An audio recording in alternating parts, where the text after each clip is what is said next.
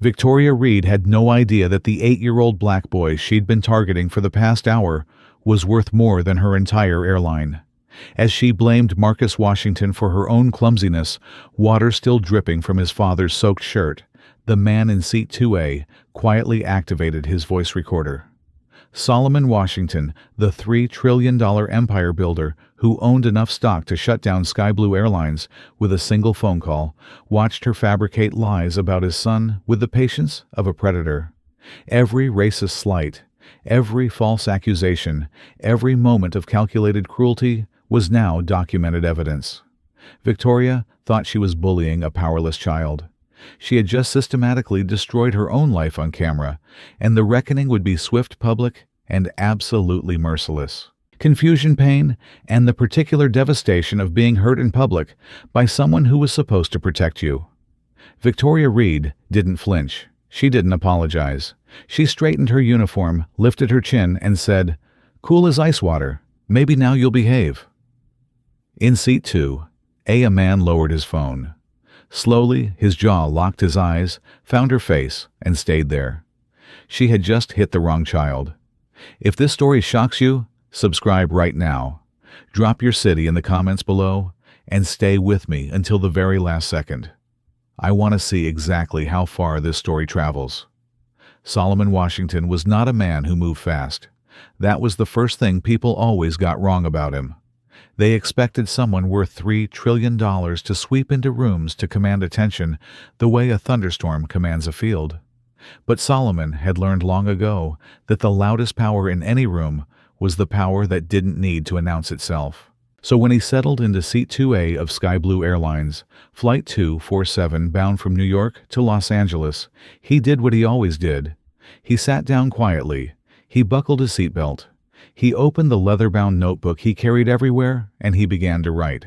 Marcus, his 8-year-old son, dropped into seat 2B beside him with the particular kind of controlled excitement that children wear when they are trying very hard to act grown.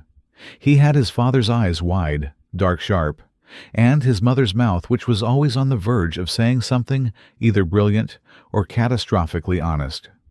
Today, he was wearing a navy blue sweater that his grandmother had given him for his birthday, and his sneakers were brand new, blinding white, and already slightly scuffed from the airport. Marcus was the kind of child who could not walk through the world without touching it. "Dad," Marcus said, pulling his seatbelt across and clicking it with a practiced snap. "Do you think they have the good ginger ale up here?" Solomon glanced at him sidelong. "The good ginger ale. You know, the kind that actually bites. Verers." "Yeah, Verers." Solomon almost smiled. "Almost." "I don't think they stock Verers on transcontinental flights, son." Marcus considered this with the grave seriousness of a philosopher encountering a new problem. "That's a real gap in the market," he said. Finally. This time, Solomon did smile.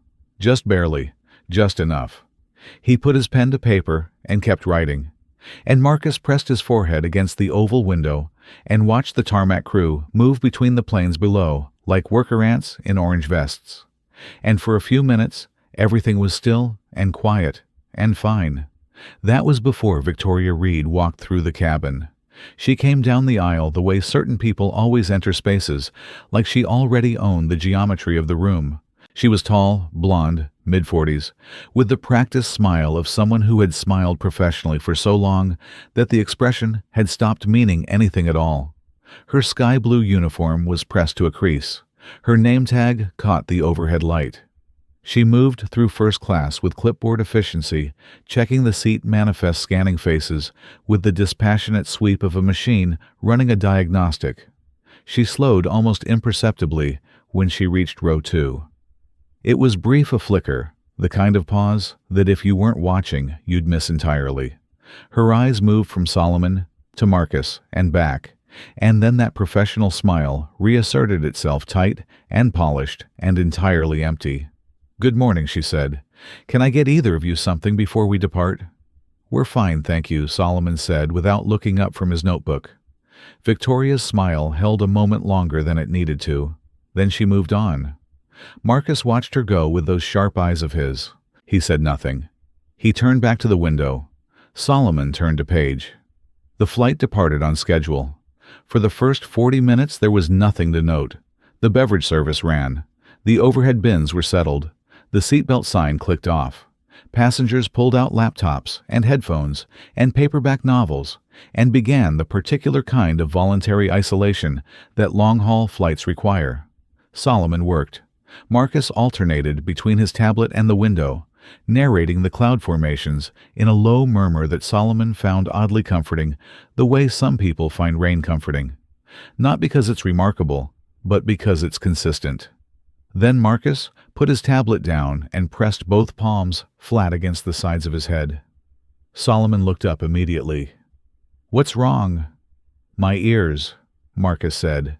His voice was tight. Not panicked. Marcus was not a child given to panic, but strained the way a voice gets when it is working hard to stay steady. "It feels like something's pushing in from both sides." "Cabin pressure," Solomon said. He set his notebook down. "We're leveling off. Yawn for me like this," he demonstrated, "or hold your nose and blow out gently. Either one." Marcus tried, both his face scrunched. "It's not working." "It takes a minute. Keep trying." Marcus kept trying. Solomon flagged the nearest flight attendant, a young man named Derek who had been quietly efficient all morning, and asked for a glass of water, which sometimes helped. Derek nodded and headed toward the galley. That was when Victoria Reed reappeared. She came from the front of the cabin, and she clearly noticed Marcus before she noticed anything else. Because her stride changed, shortened her chin, lifted slightly. She stopped a full 2 feet away from the row, rather than beside it. "Is there a problem here?" she said. The phrasing landed wrong. Not, "Can I help you?" Not, "Is everything all right?" "Is there a problem here?" As if Marcus were the problem. As if the child pressing his hands to his aching ears was creating a disturbance that required investigation rather than assistance. Solomon looked up at her. He said nothing. He simply looked. "He's experiencing ear pressure," Solomon said carefully. "We've asked for some water." "I see." Victoria's eyes moved to Marcus. "You'll want to stop making that face," she said with the cool precision of someone delivering a verdict. "You're upsetting the other passengers." Marcus lowered his hands from his ears. He looked at her. Then he looked at his father. Solomon held the stillness in his body, the way a man holds a door against a strong wind. With effort, with intent, with everything he has, he said very quietly, "He's a child in discomfort. He's not performing." Victoria's smile returned smaller and harder this time. "Of course, I'm just saying Derek has gone for water." Solomon said, "Thank you." The dismissal was polite, even, and absolute. Victoria stood in the aisle for a moment longer, then was comfortable, then turned and walked back toward the front galley. From across the aisle seat, 2CA woman named Patricia Hall, 62 years old, retired schoolteacher from Charlotte, North Carolina, watched the exchange with the expression of someone who has seen this particular performance before and never gotten used to it. She caught Solomon's eye briefly. He gave the smallest nod. She turned back to her book, but she didn't turn a page for a very long time. 2 rows back in seat 4A, a white child of approximately Marcus's age had begun to cry quietly. The pressurized ear cry, the same thing, the same cause. Victoria Reed appeared at that row within 30 seconds. Her voice, when she addressed that child, was entirely different. Softer, lower, warmer. "Oh, sweetheart, is your ear bothering you? Let me get you some juice. The swallowing helps so much." She crouched down to the child's level. She touched the child's arm. Solomon watched this from row 2. He said nothing. He opened his notebook again and wrote one line. He did not look up. Marcus had been watching too. He was quiet for a very long time. Then he said softly, "Dad, did you see that?" "Yes," Solomon said. "Why is she—" "I saw it," Solomon said. "I've written it down. Keep your voice normal." Marcus nodded once. He pressed his palms back against his ears and kept yawning. After another 2 minutes, he exhaled. It cleared. "Good, Dad." "I know, son." They were quiet together for a while after that, the kind of quiet that has weight. The next incident happened 47 minutes into the flight, and it happened fast. Solomon had stood to stretch his legs, which was unusual for him. He was not a pacer, not a man who needed to move, but something had been building in his chest for the better part of an hour, and movement helped. He stood in the aisle near his row, rolling his neck slowly when Victoria came through the cabin with a full serving tray. She was walking quickly. Her attention was elsewhere. She turned too fast around the galley curtain corner, and the tray tilted, and a full glass of water came down directly onto Solomon's shoulder, soaking through his shirt, cold and immediate and shocking. Solomon absorbed the impact without flinching. He turned slowly. Victoria looked at the glass. She looked at Solomon. She looked, and this was the thing. This was the thing that every passenger who saw it would later describe. She looked past him to where Marcus had looked up from his tablet with wide eyes, and she said, "Your child bumped into me." There was a silence so complete it had mass. "My son," Solomon said, "is seated in his seat." "Which is there," he pointed. Marcus was 6 feet away, seatbelt still buckled, tablet still in his hands. Victoria did not blink. "I felt someone." "My son," Solomon said again. The same tone, the same measured pace. "Has been in his seat for the past 20 minutes. I am standing here. The water is on me." "No one bumped you?" Victoria's jaw tightened. "I apologize for the spill," she said, not apologizing for anything else, making the perimeter of the apology very clear, making sure everyone understood exactly what she was and was not acknowledging. "I'll get you a towel." She brought a towel. She handed it over without meeting his eyes. She walked away. Solomon dried his shirt methodically. Patricia Hall in 2C had set her book down entirely.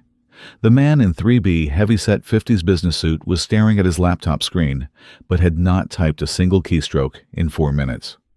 Solomon sat down. He took out his phone and opened the voice memo application. He pressed record. He slid it into his breast pocket, the microphone facing out. He said nothing to Marcus about this. Marcus, however, had seen him do it, and understood. The boy nodded once, very adult, very serious, and turned back to his tablet. The call button moment came 11 minutes later. Solomon pressed it calmly, deliberately, and waited. The man named Derek arrived. Solomon, keeping his voice low and pleasant, explained that he wanted to document formally that his shirt had been soaked by a spilled beverage, and that the crew member responsible had attributed the incident to his son, who had been visibly seated and restrained at the time. Derek listened with the careful attention of someone who understood that this conversation was going to be repeated later and wanted to remember it accurately. He said he would note it and send the senior flight attendant. The senior flight attendant was a man named Michael Pierce. Gray temples, sky blue pin on his lapel, indicating 15 years of service. He arrived with the particular bearing of someone who has mediated 1,000 in-flight disputes and knows that the fastest path through any of them is to reduce the temperature without assigning blame. He listened to Solomon. He nodded. He said, "I understand your frustration, sir, and I apologize for any inconvenience. These things happen in a busy cabin, and a crew member told my son he was making a scene when he was experiencing ear pressure." Solomon said that same crew member then blamed my 8-year-old child for a spill that occurred while my child was seated and buckled. "I am not describing an accident. I am describing a pattern." Michael Pierce looked at Solomon with the expression of a man recalibrating something in Solomon's tone. Not threatening, not raised, just precise and unmoving, had shifted the temperature of the conversation in a direction Michael had not anticipated. "I'll speak with the crew member," Michael said. "I'd appreciate that," Solomon said. Michael left. Solomon folded his hands. Marcus, without looking up from his tablet, said quietly, "Do you think it'll matter?" Solomon looked at his son for a long moment. "That is an excellent question," he said. The next 6 minutes were deceptively quiet. Then Marcus unbuckled his seatbelt and stood up carefully. "Dad, I need to use the bathroom. Go ahead." Marcus began walking toward the front lavatory, which was the one designated for first class, a 10-foot walk at most. He had made it 4 steps when Victoria Reed appeared from the galley and stepped into the aisle directly in front of him. "The lavatory up front is currently occupied," she said. "You'll need to go to the back." Marcus stopped. He looked at the lavatory door. The occupied light was not lit. The door was closed. Closed. Not occupied. And there was no sign, no indication, nothing to suggest it was unavailable. "The light isn't on," Marcus said. He was 8 years old and factual. "It says it's available." "It's being prepared," Victoria said. "Prepared," Marcus said with the slight tilting inflection of a child who has inherited his father's precision and is using it now with total sincerity. "You'll need to go to the back," Victoria said again. At that moment, in the row behind Solomon's, the white child from seat 4, stood up, shuffled past his mother, walked to the front lavatory, and went in without a word. Victoria did not break her position, did not turn, did not acknowledge what had just happened in any way. Solomon was out of his seat. He was standing in the aisle before he had consciously decided to stand, and his voice, when he spoke, was not raised, not trembling. It was something far more unsettling than either of those things. It was perfectly, completely, surgically level. "Marcus," he said, "you may use the lavatory." He stepped to the side of the aisle. Marcus walked forward. Victoria did not move immediately. There was a moment, a breath, where the two of them, Solomon and Victoria, existed in a kind of silent collision. And then she stepped back. Marcus went in. The door clicked shut. Solomon turned to Victoria and said, "I want your name," she told him. She had no choice. Her name tag was right there. But something in him asking it, naming the act, making it formal, caused the first real flicker of unease to cross her face. "Thank you," Solomon said, and returned to his seat. He wrote 3 things in his notebook. He took out his phone and checked the recording. Still running. Marcus came back and settled into his seat and didn't say anything for a few seconds. Then he said, "Dad, she moved for him. She didn't move for me." "I know. That's not an accident." "No," Solomon said. "It's not." Marcus was quiet then. "What are you going to do?" Solomon looked at his son. "What do you think I should do?" Marcus thought about it the way he thought about most things. Seriously, with his whole face. "Document everything," he said. "Then decide." Solomon nodded. "Exactly right." From the galley, just barely visible through the gap in the curtain, Victoria Reed stood with her back to the cabin, both hands flat on the counter, staring at nothing. Her shoulders were tight, her neck was tight. She had the look of a woman who had committed to a position and was only now slowly, incrementally beginning to feel the ground shift beneath her. She did not feel it enough yet. The worst was still coming. It happened in the last quarter hour before the descent announcement, and it happened quickly enough that several passengers would later say they weren't sure it was real. Marcus had stood again this time to reach into the overhead bin for his backpack, which had shifted during the flight. He was standing on the edge of his seat, reaching both arms up, and he bumped, just barely grazed the divider between his row and the one behind it. A small thing, the kind of thing that happens a dozen times on any given flight that passes without comment, without record.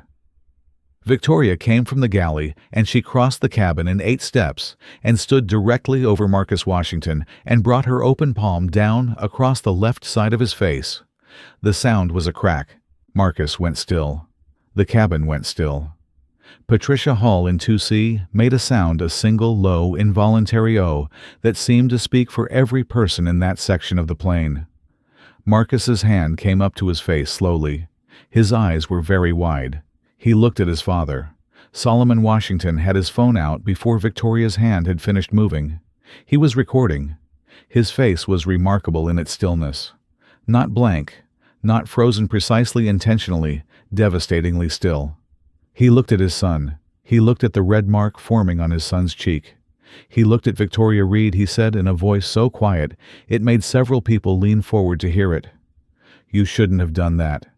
Victoria Reed was standing with her hands still half raised, and something in his voice, the absence of everything she'd expected from it, the absence of shaking or shouting or escalation, had done something to her composure that no outburst could have accomplished. She looked at him. She opened her mouth. "Sir, your child was sit down, son," Solomon said. Marcus sat down. He pressed his hand to his cheek. He did not cry. Solomon Washington stood up.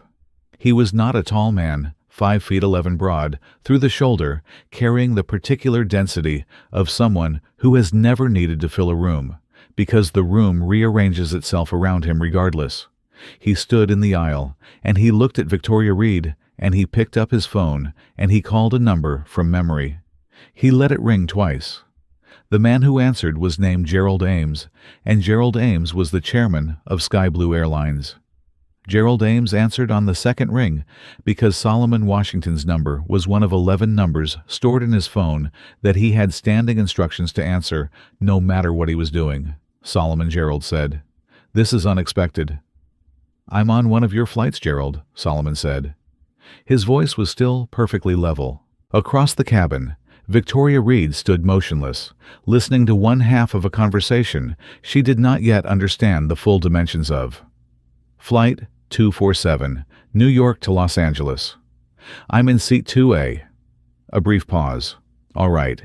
A member of your flight crew just struck my son across the face." The pause this time was not brief. "Say that again," Gerald said. "I have it recorded," Solomon said. "I have the previous incidents recorded as well. I'll be sending you the files before we land." He paused. "I want to make sure you understand exactly what has happened on this flight today, Gerald.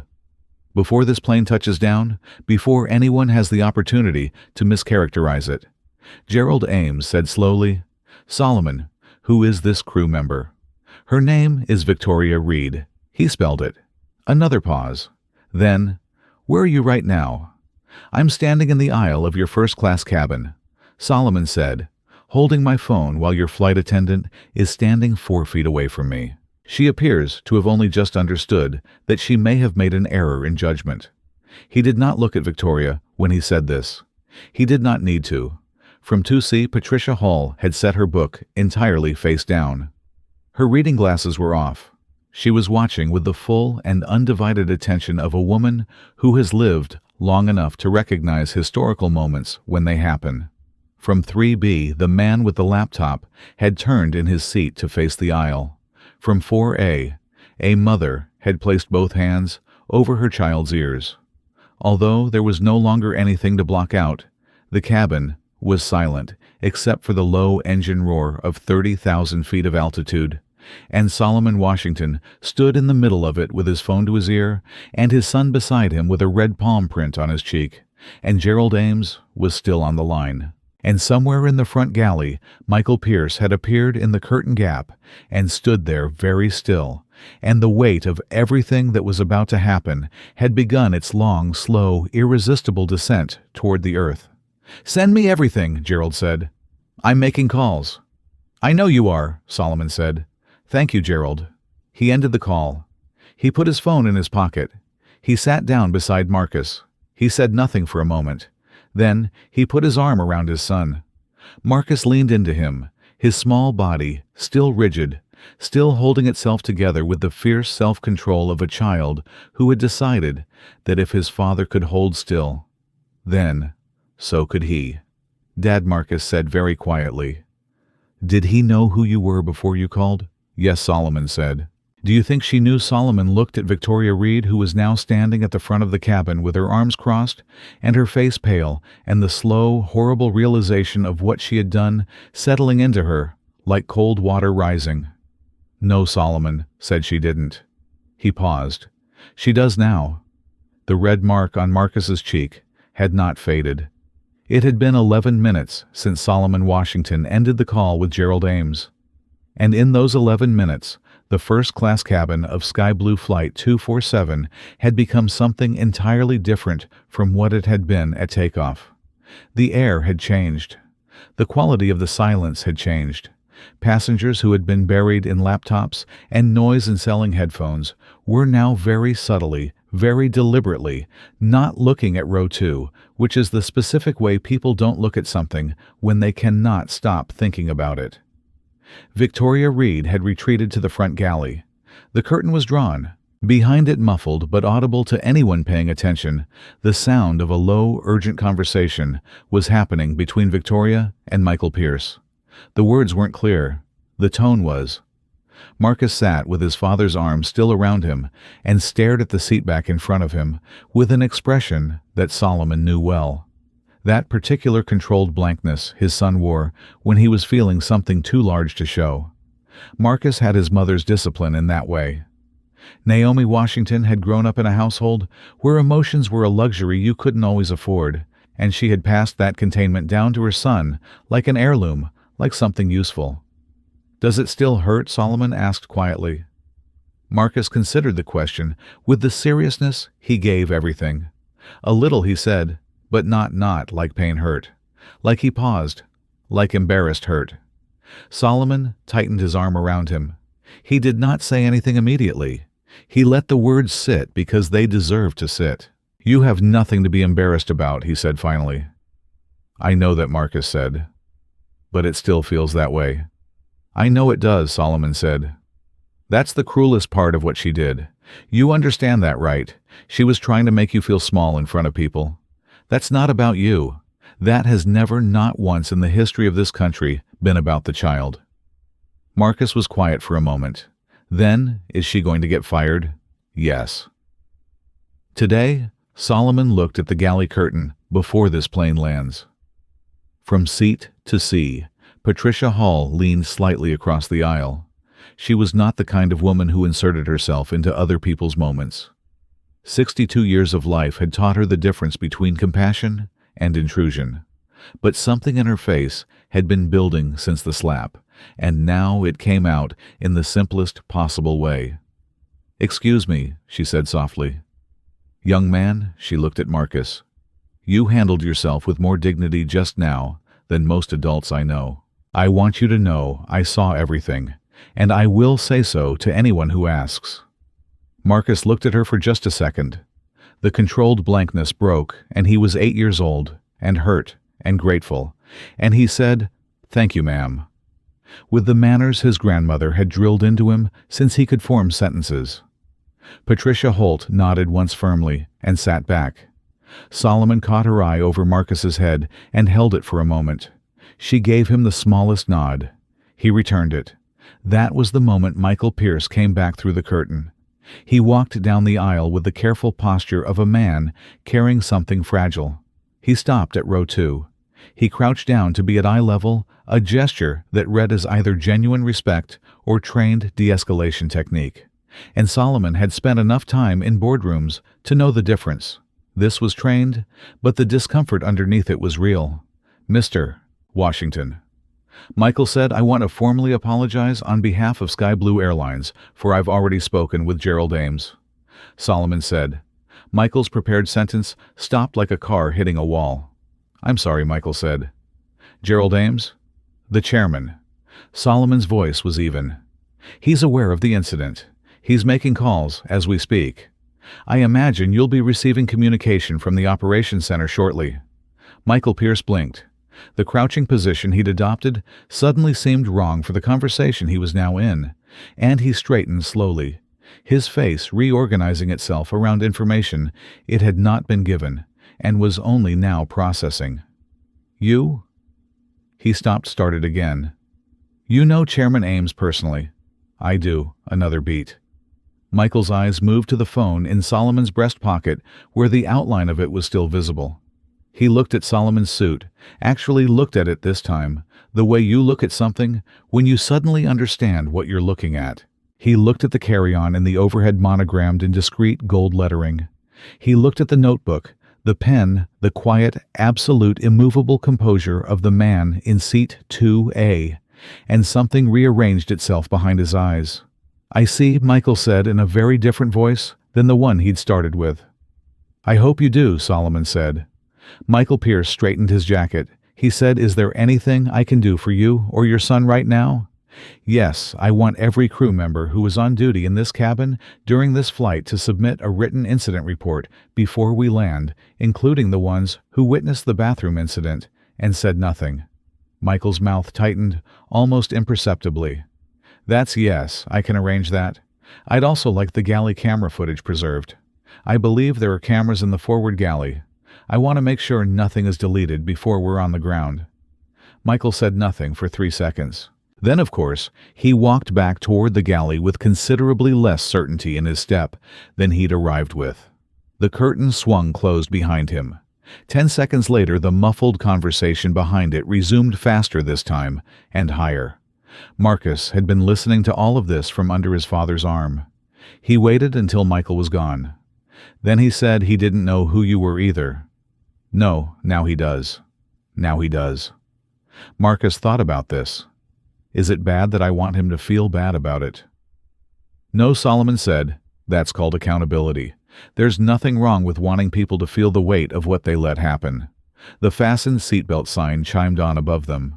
Not for landing, not yet just turbulence warning, and the plane shuddered once slow and rolling like a ship taking a wave.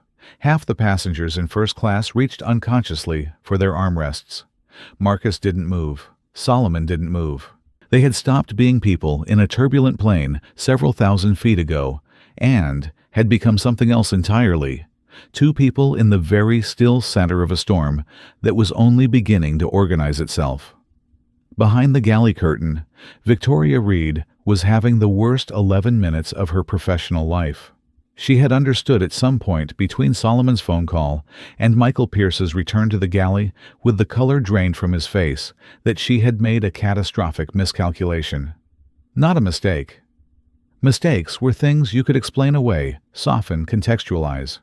What she had done, and more importantly, what she was only now understanding about the man she had done it to, was a miscalculation of a different order, the kind you don't walk back from.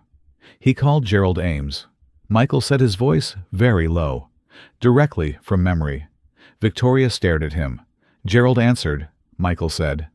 Victoria's face did something complicated. How does a passenger do you know who Solomon Washington is? Michael asked. A pause. Washington. The name is. She stopped. Her eyes changed. The trillionaire. The one on the yes. The word sat between them like a dropped weight. Victoria pressed both hands flat on the counter, the same posture she'd been in after the bathroom incident, but now stripped of the righteous indignation that had propped it up before. Now it was just a woman holding herself upright, because the floor had tilted. He didn't say anything, she said. He was just sitting there. They never say anything, Michael said. And there was something in his voice not quite sympathy, not quite accusation that made Victoria look up at him sharply. That's not how people like that operate. She opened her mouth, closed it. What happens now? Michael didn't answer immediately. His phone buzzed in his pocket. He looked at it. He showed her the screen. A message from Sky Blue Operations Center, sent from the duty director's personal line, marked urgent. 3 sentences. She read them. Her face went through several expressions in rapid succession. None of them good. You're to have no further contact with the passenger in 2A or the minor traveling with him. Michael said, I am taking over the remainder of this service. And when we land, he stopped. When we land, what Victoria said. He looked at her with the expression of a man who is about to say something he genuinely does not enjoy saying. HR will be at the gate along with legal. And another pause, a representative from the chairman's office. The silence that followed was the kind that doesn't need to be filled. Back in seat 2, a Solomon's phone buzzed with the first of what would become a long series of messages. He read each one without changing expression. Gerald Ames had moved faster than Solomon had even anticipated. Already there were names being flagged, calls being logged, a preliminary incident review triggered at the corporate level. The machinery of accountability, when sufficiently motivated, could move with breathtaking speed. Solomon knew this. He had spent 30 years learning exactly what motivated it. He put his phone down and looked at Marcus. His son had fallen asleep. It happened the way children fall asleep in the middle of a crisis. Abruptly, completely. The body making a unilateral decision that it had processed enough for the moment and was checking out. Marcus's head tipped sideways against Solomon's arm. His breathing was slow and even, and one hand was still loosely curled near his face, not quite touching the cheek that bore the red mark hovering near it, the way a hand hovers near something that hurts, but that you haven't decided yet whether to touch." Solomon looked at that hand for a long time. He had built a $1 trillion enterprise from a $70,000 loan and 30 years of work that had no days off and very few nights. He had sat across tables from presidents and prime ministers and men who controlled the financial architecture of entire continents. He had been in rooms where the wrong word cost billions, where a single hesitation could be read as weakness and weaponized within the hour. He had navigated every one of those rooms with the same absolute self-command, the same impenetrable stillness. He had never once in any of those rooms had to work as hard to maintain it as he was working right now at 30,000 feet, watching his son sleep with a palm print on his face. He took out his notebook. He did not write. He just held it. Patricia Hall across the aisle was watching him with the quiet attention of a woman who understood grief and fury and the specific exhaustion of being a black parent in America. The particular weight of having to explain to your child, again in a new context, with new details, but the same essential plot. Why the world is sometimes like this, why people sometimes do this, and the agonizing math of how much truth to give and how much to shield. She said nothing, but she was awake. She was watching. She was there. 40 rows back in economy class, a 26-year-old named Darius Webb had his phone out and was doing something that Solomon Washington did not yet know about. Darius worked in content as he described it, which was a broad umbrella that covered the fact that he had 2.3 million followers across 3 platforms and a track record of posting things that metastasized into national conversations within 48 hours. He had not been in first class. He had not seen the slap, but he had a friend in seat 7B who had texted him 6 minutes ago with a description that had made Daria sit up very straight in his seat. He was composing now, not composing, drafting the careful architecture of a message designed to spread. He did not know yet exactly who the man in seat 2A was. He would find out before the plane landed. When he did the story he was building would get substantially larger. The descent announcement came 40 minutes later. The captain's voice filled the cabin. Routine, calm, the usual litany of local time and weather, and the instruction to return seats and tray tables to their upright positions. Around the cabin, passengers began the small mechanical rituals of pre-landing. Laptops, closed bags, shifted under seats. Marcus woke up the moment the announcement ended. He had his father's ability to surface from sleep immediately fully present. No transition period. He blinked. He reached up and touched his cheek. "Still there?" Solomon asked. "Yeah," Marcus said. "It'll fade." "I know." He paused. "Dad, what's going to happen when we land? There are people meeting us at the gate." Marcus processed this from the airline. "From the airline and from my office." "Did you call your office?" "My assistant monitors my location. She saw the flight was diverted to Denver for a holding pattern, and she started making calls on her own." Solomon paused. "That's what a good assistant does." Marcus nodded seriously, filing this away as professional information. "Then, is Mom going to find out?" Solomon looked at him. "She's going to be upset." Marcus said she is going to be significantly upset. Solomon agreed.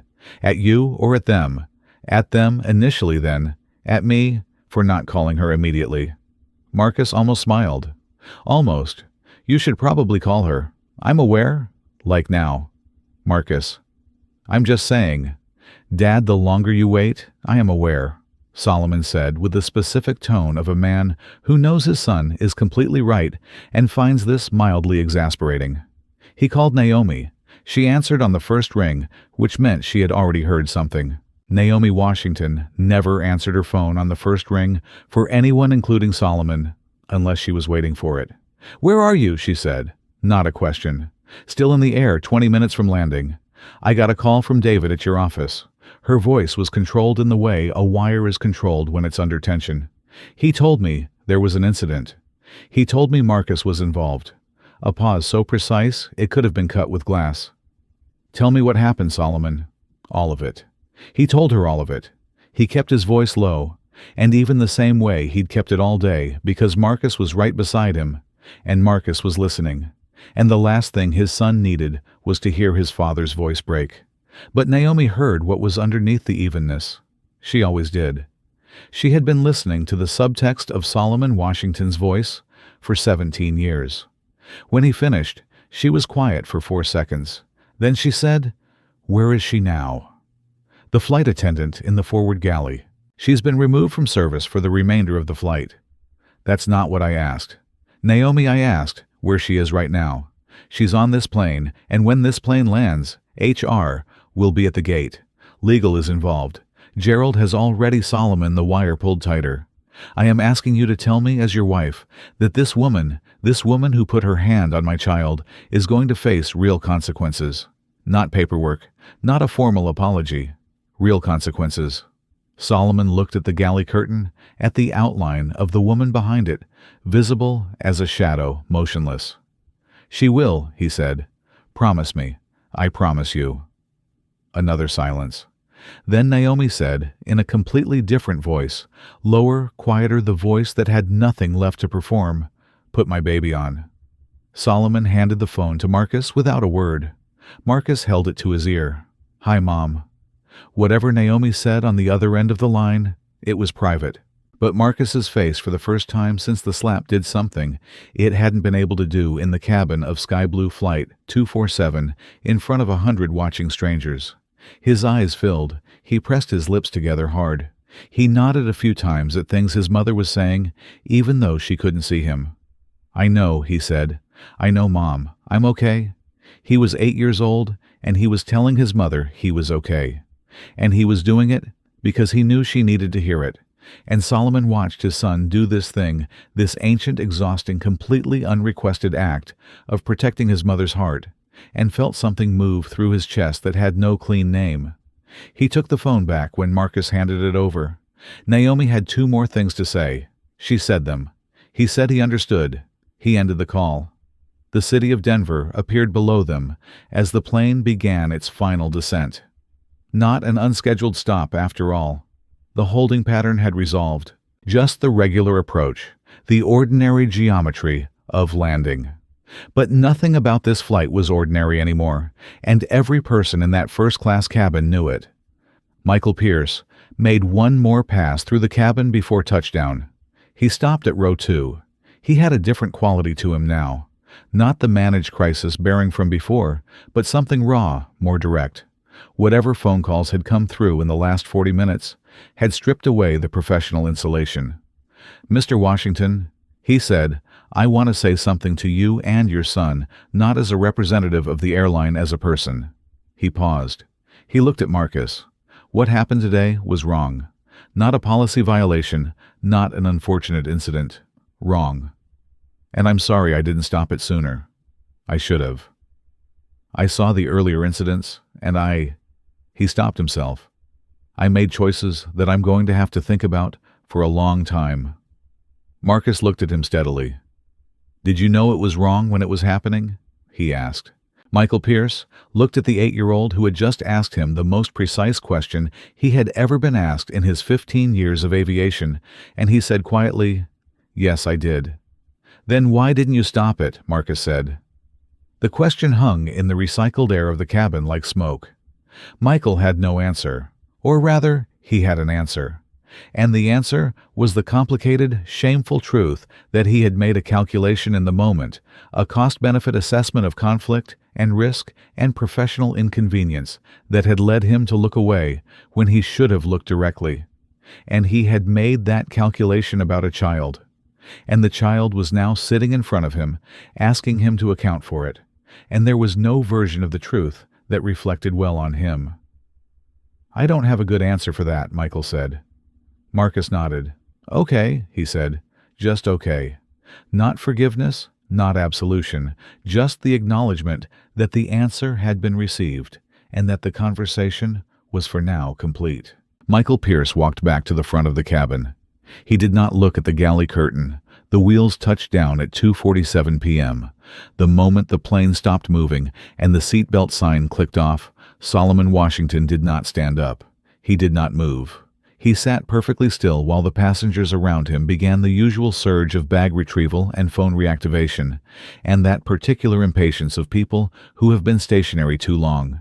He sat still, and he let all of it happen around him, and he waited. He was waiting for the gate door to open. He was waiting for the people on the other side of it.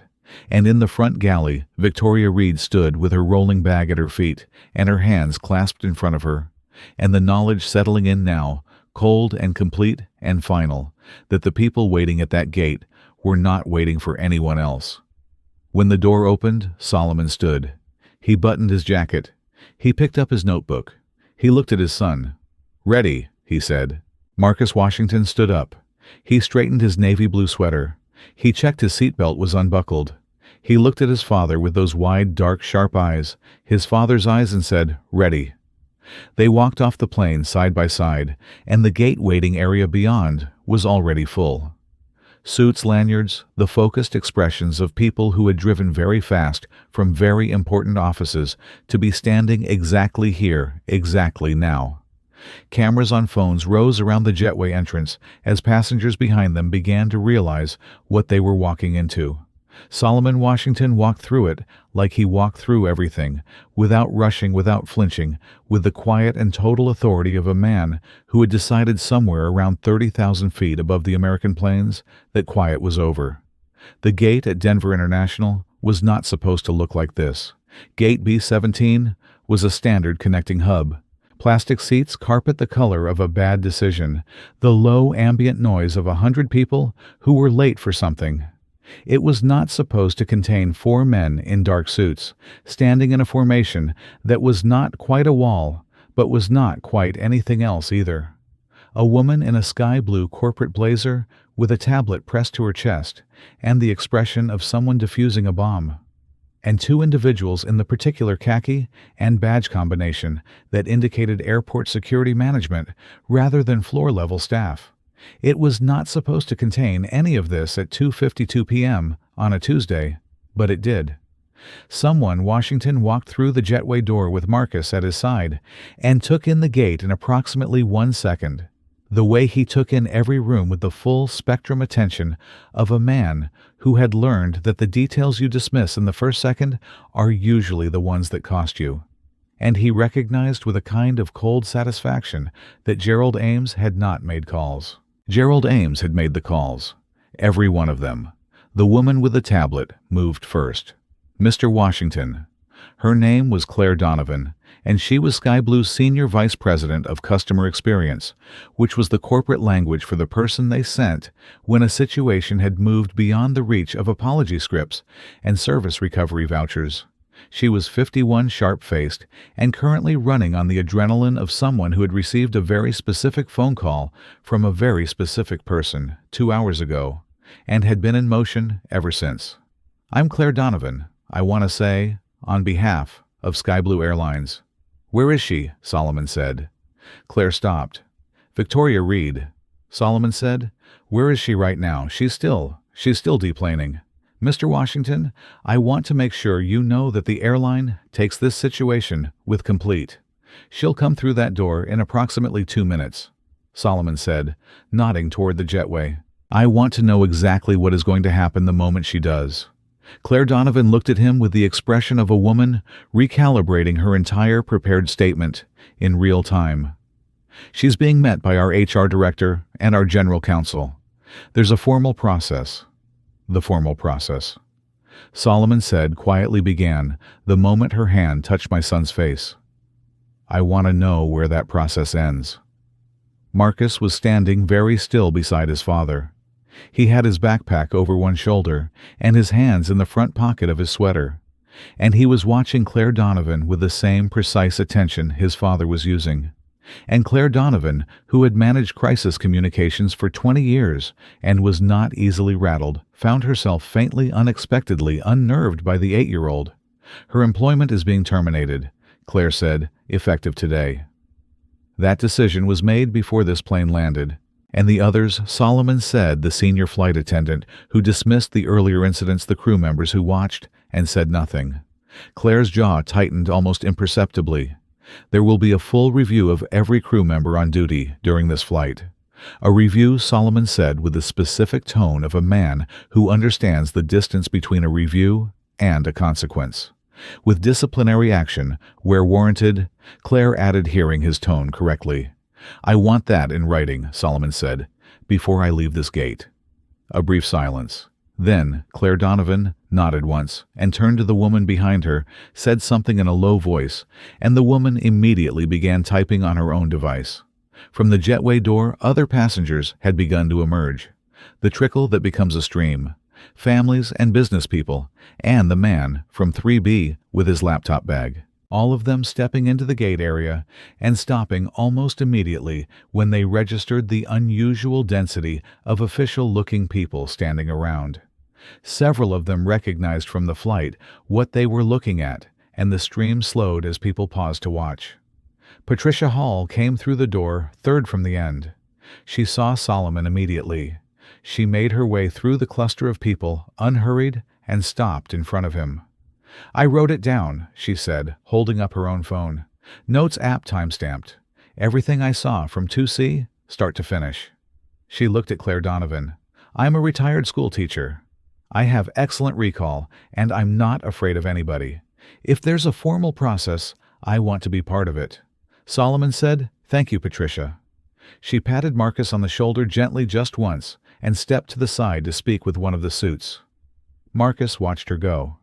Then he said quietly, "She didn't have to do that." "No," Solomon said, "she didn't. But she did."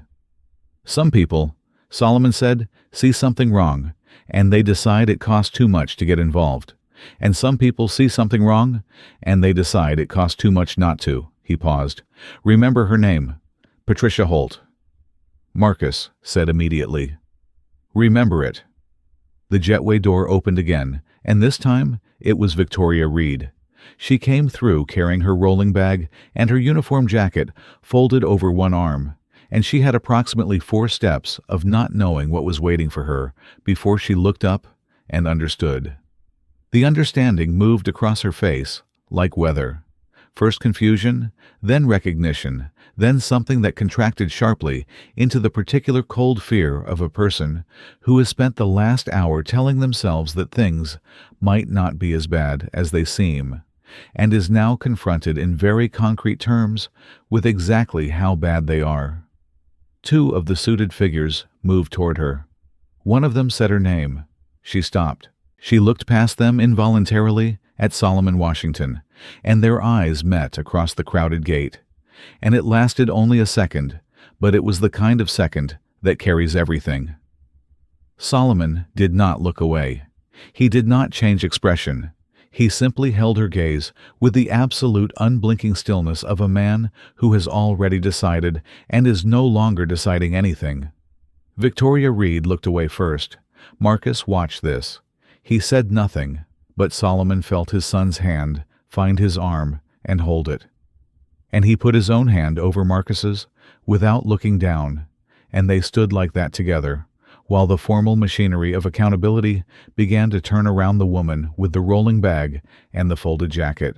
It was 3:04 p.m.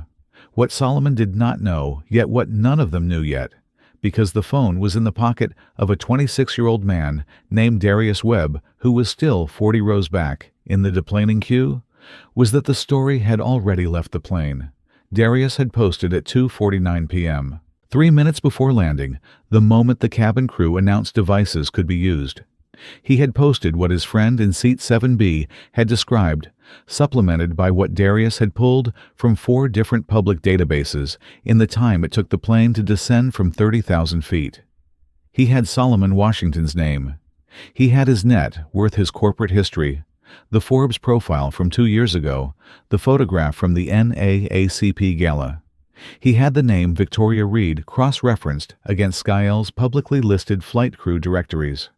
He had a title that was by any metric a work of precision engineering. The post had 9,000 shares in the first 6 minutes.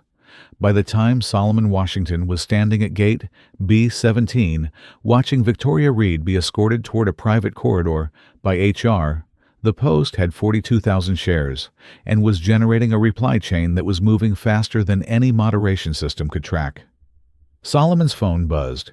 He looked at it. A Google alert. His name flagged urgent by his monitoring service. He read the first 3 lines of the post.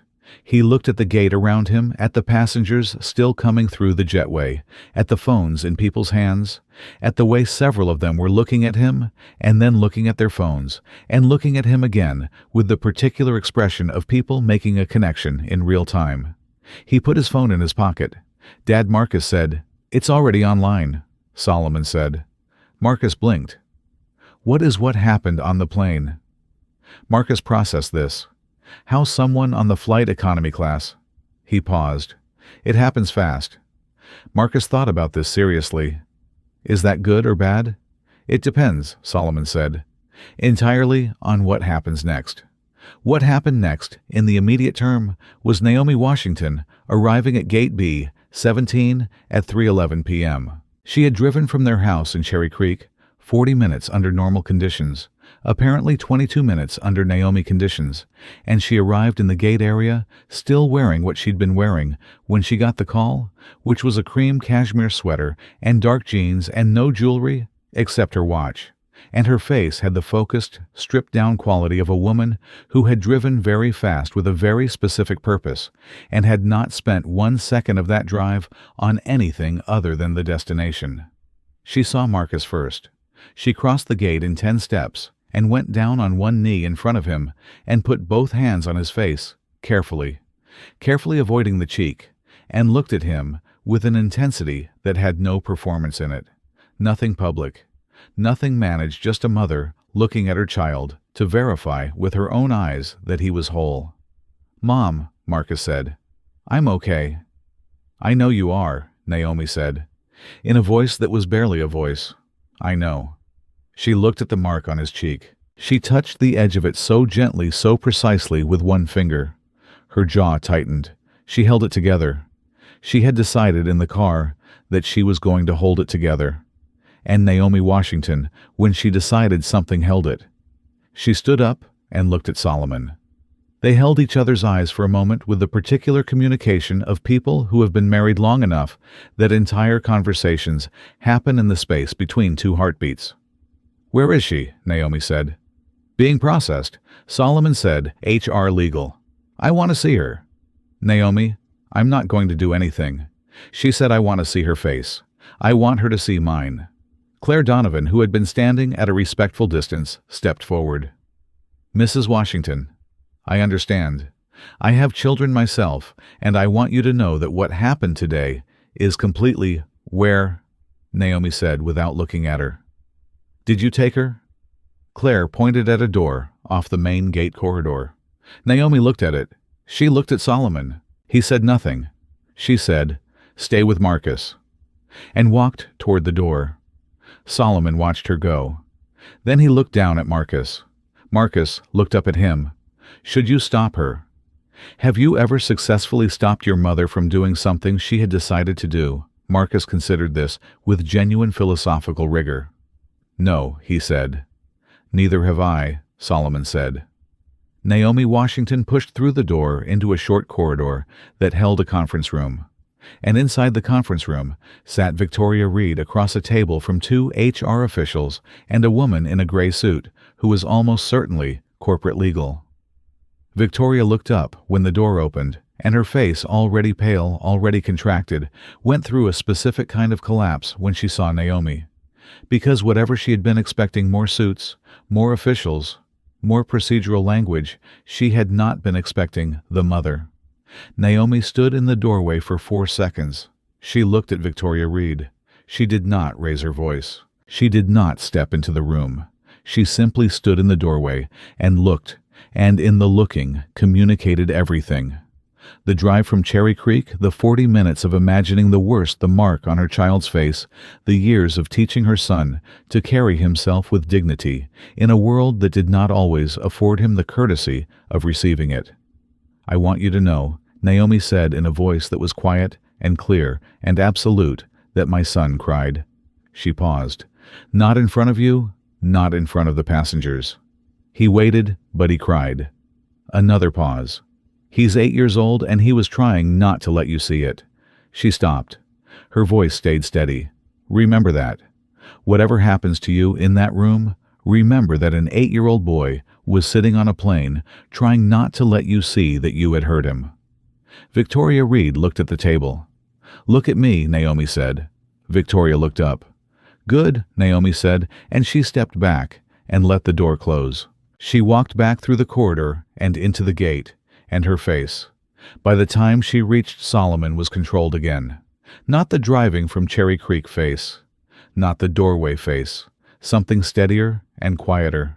Solomon didn't ask. She didn't explain. He put his hand on her back, and she leaned into him for exactly 3 seconds, and then straightened.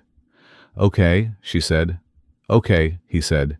It was 3:19 p.m., and Darius Webb's Post had 270,000 shares. The twist that nobody saw coming arrived at 3:23 p.m. in the form of a phone call to Solomon's cell from a number he didn't recognize. He almost didn't answer it, but something the specific 10-digit pattern, the area code he placed as Northern Virginia, made him pick up.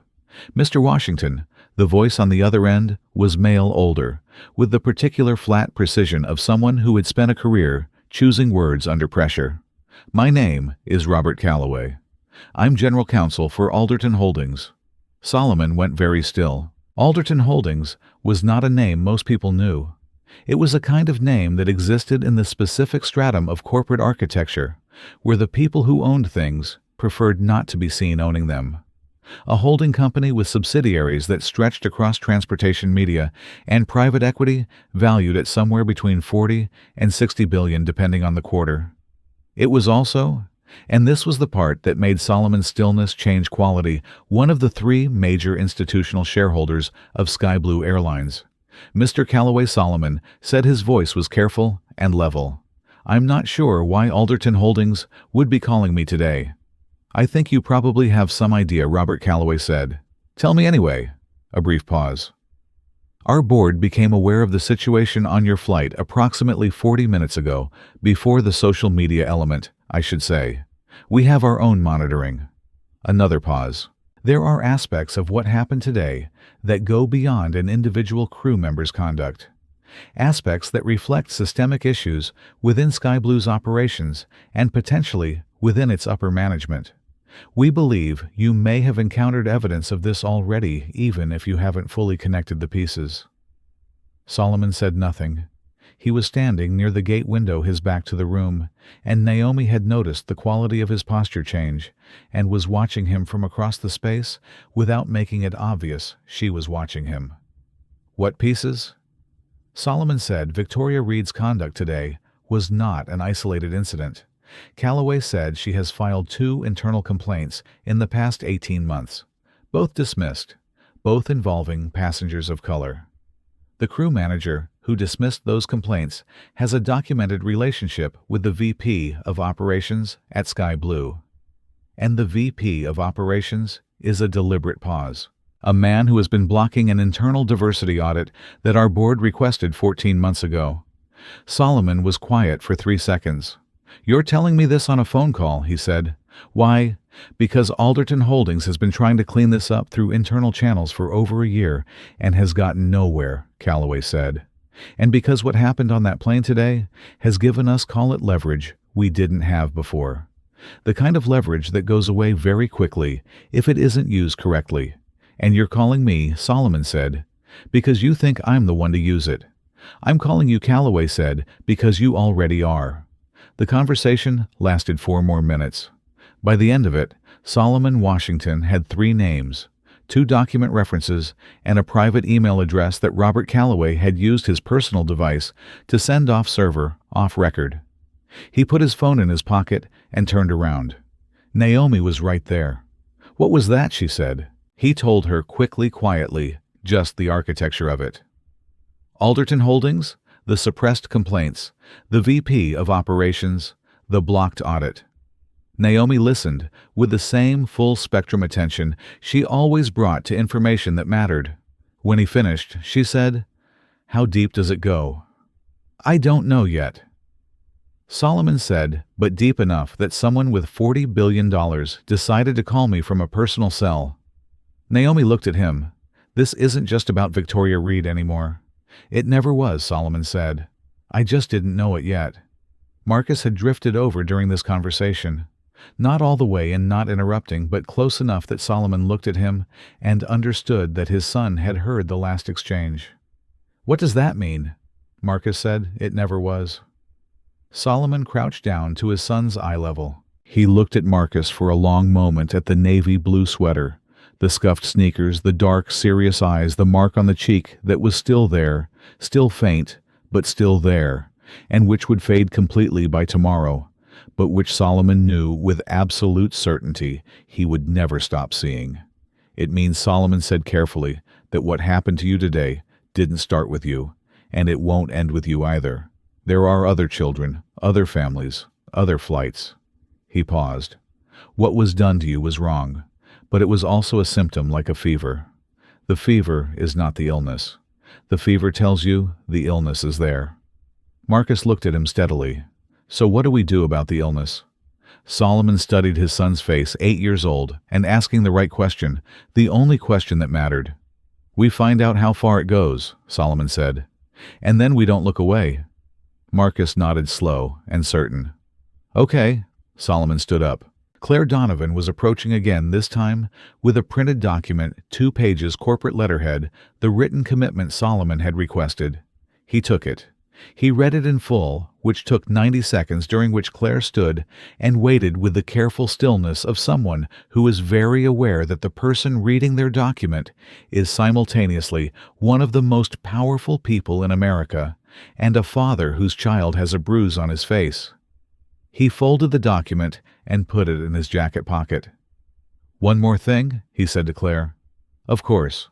The 2 internal complaints that Victoria Reed filed in the past 18 months, the ones that were dismissed, I want copies of those files. Claire Donovan's expression shifted almost imperceptibly.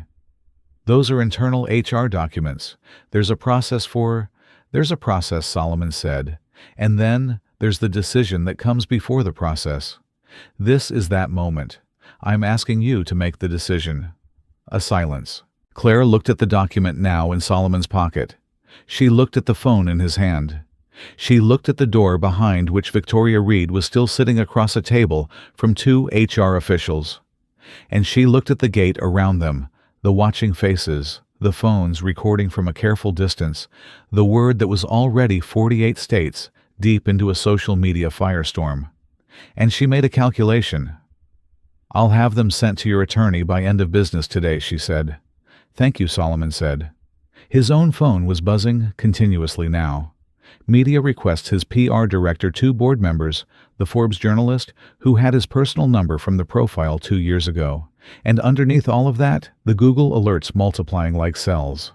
The story reposting, reshaping, picking up new elements, new voices, new contexts with every cycle. At 3:41 p.m., Sky Blue Airline stock price began to drop. Solomon's assistant sent him the notification. He looked at the number. He showed it to Naomi. She looked at it. Then she looked at him. They're going to blame you for that, she said. They're going to try, he agreed. Are you ready for that?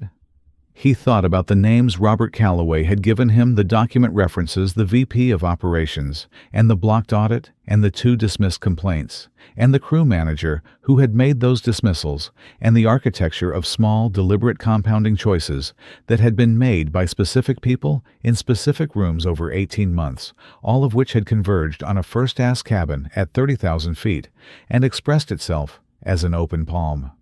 Against an 8-year-old's face, he thought about Marcus asking, "What do we do about the illness?" "Yes," Solomon said. "I'm ready." At 3:44 p.m., Marcus Washington took out his phone, his personal phone which his parents had given him 6 months ago for emergencies, and which he used with the careful moderation of a child who had been taught that tools are only as good as the judgment behind them. And he opened the settings menu.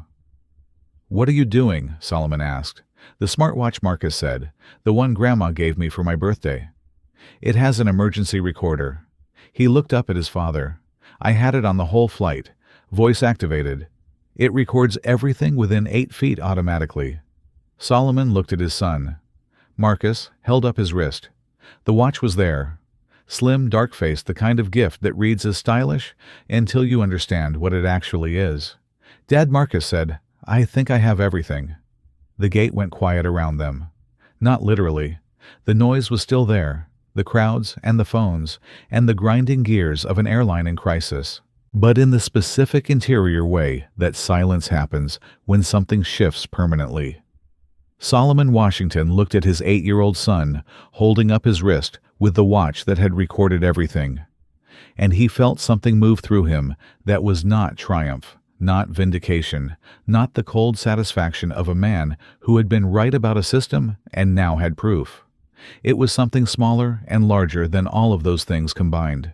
It was the feeling of looking at the person you love most and seeing for the first time that they are going to be okay in a world that is not always okay, that they have already started building the tools, that they have already started paying attention.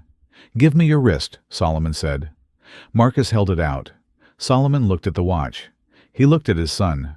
"Did your grandmother know what she was buying?" he asked. Marcus almost smiled. "She said to always be prepared." Solomon Washington put his hand on his son's shoulder. He looked at the gate door at the road that ran from here, through corporate offices and legal proceedings, and a social media storm, and a set of internal HR documents, and 2 suppressed complaints, and 1 blocked audit, and whatever else Robert Calloway's private email was about to reveal. It was 3:47 p.m. on a Tuesday in Denver, and the real fight had not even started yet. The watch audio file was 4 hours and 31 minutes long. Solomon's tech director, a man named Jerome Watts, who had driven from the Denver office in 19 minutes flat and arrived at gate B17 still holding his car keys, connected Marcus's smartwatch to his laptop in the corridor outside the conference room and pulled the file in under 60 seconds. He put his headphones on. He listened for 45 seconds. He took the headphones off and looked at Solomon with an expression that said everything before his mouth opened. "It's clean," Jerome said, crystal clear. "All of it." Solomon said all of it.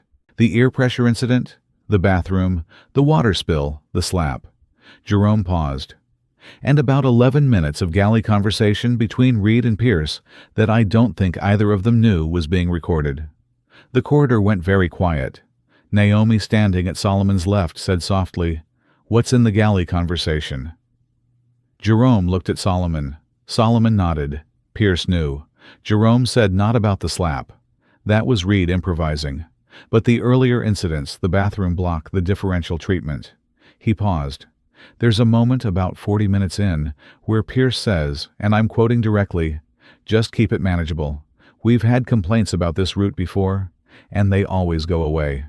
Naomi made a sound that was very small and very controlled. Marcus was sitting on a chair against the corridor wall, backpack in his lap, and he had heard every word. He said, without looking up, he told her to keep doing it. Nobody contradicted him because nobody could. It was 4:02 p.m. Solomon looked at Jerome.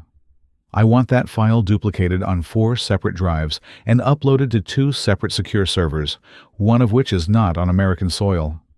Jerome was already typing. "Done in 8 minutes. Make it 5. Jerome's fingers moved faster. Solomon stepped back into the gate area. Claire Donovan was still there.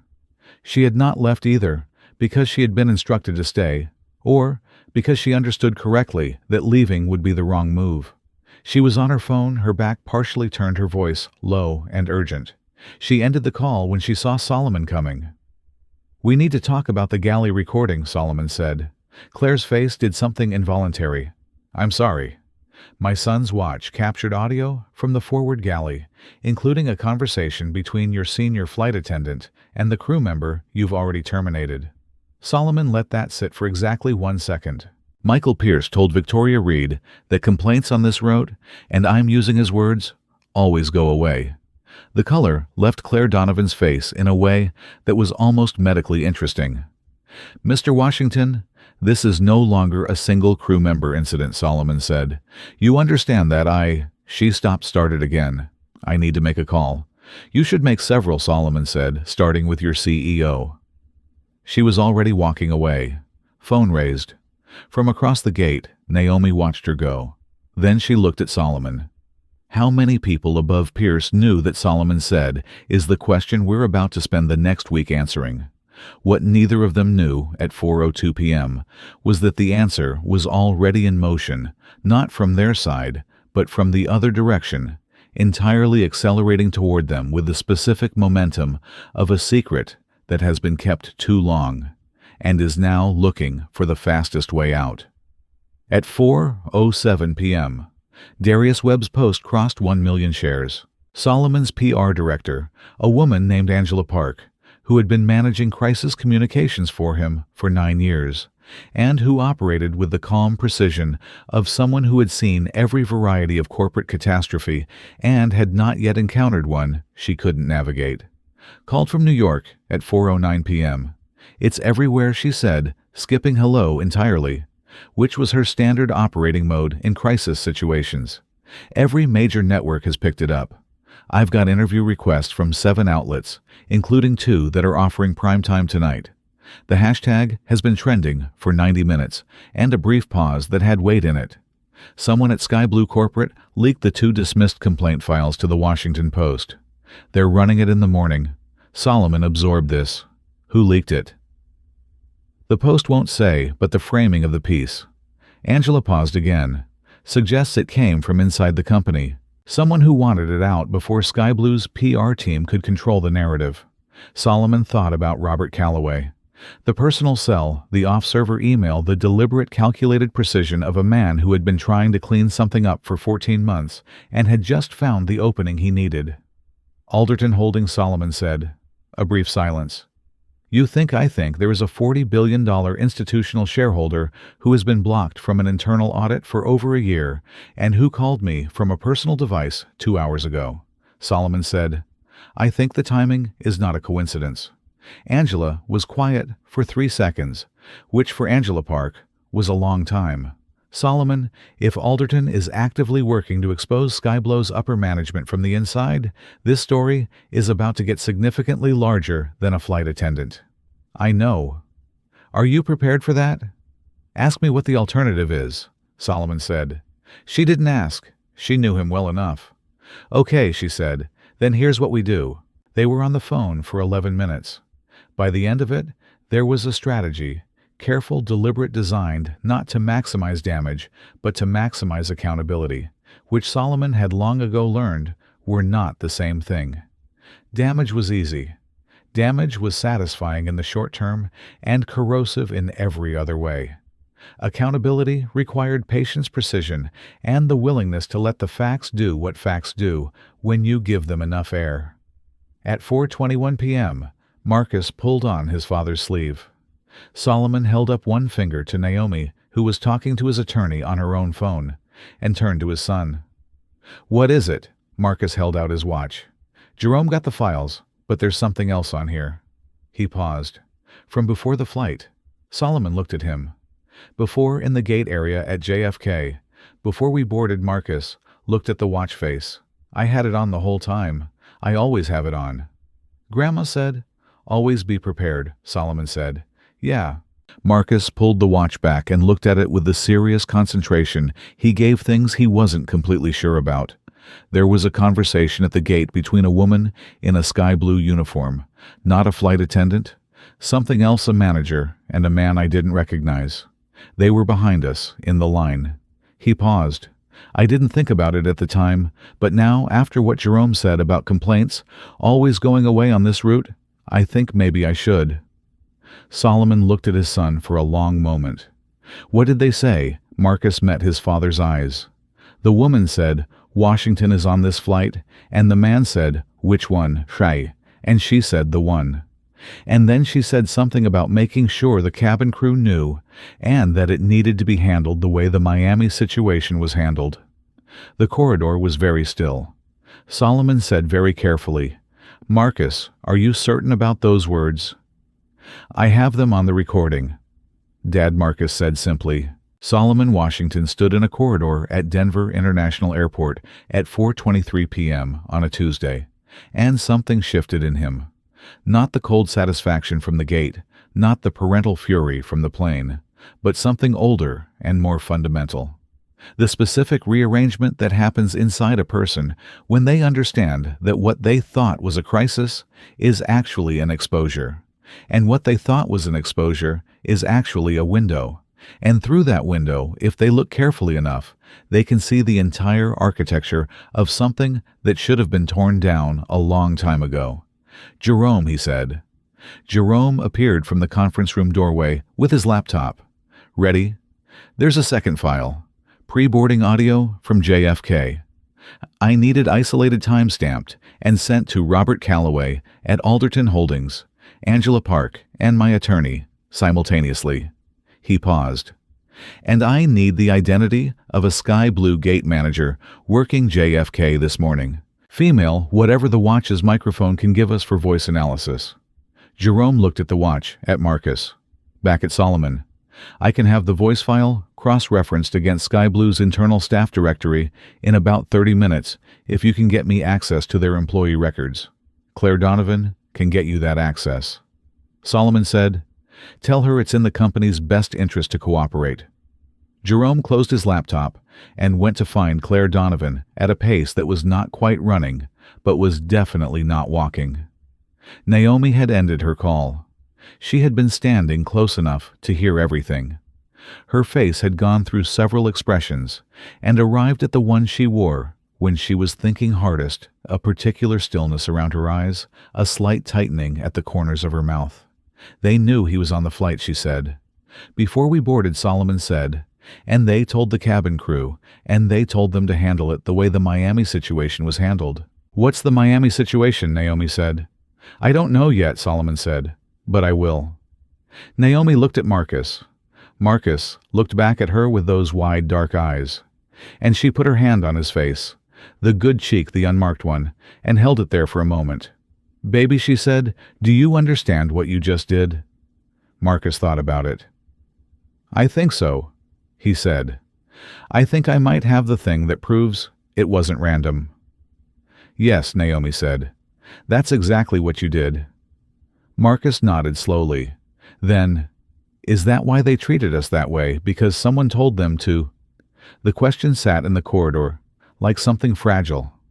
Solomon crouched down again to his son's eye level, the same way he'd done at the gate, and this time he took a moment before he answered, because the answer had more layers than before, and his son deserved all of them. "We don't know everything yet," Solomon said, "but it looks like someone at this airline has a pattern. When certain people fly on certain routes, certain things happen, and when those people complain, those complaints get dismissed. And when those dismissals get questioned, the people doing the questioning get blocked." He paused. "What happened to you on that plane was wrong, but it was also deliberate. And deliberate is different from random, because deliberate means there are choices, and choices mean there are people who made them." Marcus absorbed this. "So this is bigger than one flight attendant, much bigger, and you're going to go after all of it." "We," Solomon said. Marcus blinked. "What you said," so Solomon said. "What do we do about the illness?" "Your word, we." Something moved through Marcus's face. Surprise first, then something steadier and more permanent. The look of a person receiving a weight they have been waiting to be trusted with. "Okay." Marcus said we. It was 4:31 p.m. And across the city of Denver, in a glass and steel office building, 14 minutes from the airport, a man named Dale Ferris was having a very bad afternoon. Dale Ferris was Sky Blue's vice president of operations. He was 57 years old, 22 years with the company, and he had spent the better part of the last 3 hours watching his phone with the specific dread of a man who knows the call is coming, and cannot stop it, and cannot run from it, and can only sit in his office with the door closed and wait. The call came at 4:33 p.m. It was from Sky Blue's CEO, a man named Thomas Hall. No relation to Patricia, different family entirely. And Thomas Holt's voice had the quality of someone who has made a decision and is now in the administrative phase of executing it. Dale Thomas said, "I need you to come in." "I'm in," Dale said. I need you to come to the boardroom now. Legal is here, and Gerald Ames is on the phone from his car." A brief pause. "And Dale, I need you to know before you come in here that we have the gate audio from JFK." Dale Ferris did not say anything for 4 seconds. Dale Thomas said, "I'm here." Dale said, "Then get to the boardroom." The call ended. Dale Ferris sat in his office for another 30 seconds with his phone in his hand. And then he did something that would later be described in the legal proceedings as consistent with consciousness of guilt. He opened his email and began to delete. What he did not know, because no one had told him, was that Jerome Watts had already contacted Skyblow's IT director 12 minutes ago with Claire Donovan's authorization, and that every email on Dale Ferris's server had been flagged and preserved by the company's own legal hold system at 4:19 p.m. He was deleting copies. The originals were already in someone else's hands. At 4:44 p.m., Solomon received a text from Robert Calloway. 4 words. Miami file attached. Look. He opened the attachment. The Miami situation. It turned out was not a situation. It was a protocol. It had started 2 years ago, as best as anyone could reconstruct it, as an informal system within Skyblow's customer experience division. A flagging mechanism theoretically designed to help cabin crew identify high-maintenance passengers in advance, so service could be calibrated accordingly. In practice, what it had become under Dale Ferris's operational oversight, and with the participation of at least 3 regional managers, was something considerably different. It was a system for identifying passengers who had previously filed discrimination complaints, or who were affiliated with organizations that advocated against racial bias in transportation, or who were simply, and this was the part that made Solomon's grip on his phone tighten when he read it, who were simply black traveling first class on routes where certain crew members had prior complaint histories. Those passengers were flagged, and flagged passengers on those routes with those crew members experienced what the internal documents described with stunning bureaucratic neutrality as elevated service friction. The Miami situation was the incident that had established the protocol. A black family first-class Miami to Seattle 18 months ago.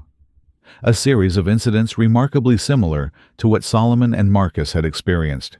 A complaint filed, a complaint dismissed.